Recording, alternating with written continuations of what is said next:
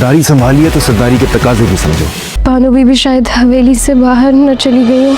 अभी बच्चे हो सरबुलंद, सरदारी संभाले तुम्हें 2 दिन हुए। तुम नहीं बने हो सरदारी के लिए, छोड़ दो ना। बानो, राब लाला है, वो हैंडल कर लेंगे सब कुछ। की मुल्ला साहब को जिरगे का वक्त दे दिया इसने। तो तुम छोड़ दो ना ये सरदारी, तुम थोड़ी बने हुए सबके लिए। सब तुम्हारी वजह से हो रहा है। और तुमने शेरदिल लाला का कत्ल तो किया है।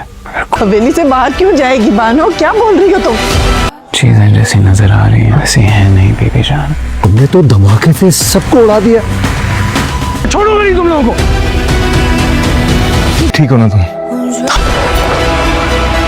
कोई बात ऐसी है जो मुझे समझ नहीं आ रही।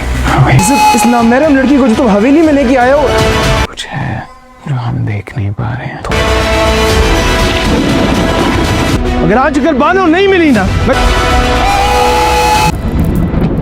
बानो और सौराब मिलके दोनों सरबुलंद को बेवकूफ़ बनाते रहे कि किसी न किसी तरह सरदारी सौराब के खाते में आ जाए, लेकिन सौराब खान का वो राज जो बानो भी नहीं जानती थी। बानो जैसे ही शीरीन के क्वार्टर में जाएगी तो वहाँ जैसे ही वो दरवाज़ा खोल के अंदर दाखिल होगी तो उसके होश ही उड़ जाते हैं, क्योंकि वहाँ सौराब शीरीन को गले लगा के खड़ा होता है। जैसे ही वो अंदर एंट्री होती है बानो, तो सौराब उसके ऊपर पिस्टल निकाल लेता है। बानो किसी न किसी तरह से वो पिस्टल छीन के सीधा उसी के ऊपर ही तान देती है, लेकिन वो दोनों बानो को मार देते हैं और बानो को मार के शीरीन और सौराब उसको एक गड्ढे में दफन कर देते हैं, जिसके बाद सारे घर वालों ढूंढते रहते हैं और जानबूझकर शीरी वहां ऐसा बिहेव करती है और ऐसा मौक़िफ़ अपनाती है जिसकी वजह से सबको यही लगे कि सरबुलंद रबिया को घर ले आया है और उसकी वजह से ही बानो घर छोड़कर चली गई है। हालांकि बानो को तो पहले ही वो अपने हाथों से दफना चुके होते हैं। बानो भी सौराब का सरदारी के लिए पूरा साथ दे रही होती है, लेकिन उसे नहीं मालूम होता कि सौराब सरदारी के लिए अपनी सगी बहन का भी कत्ल कर देगा। वो नहीं जानती थी कि सौराब और शीरी एक हैं और दोनों मिलके ही सब काम कर रहे थे। शीरी के जरिए ही सौराब शेरदिल को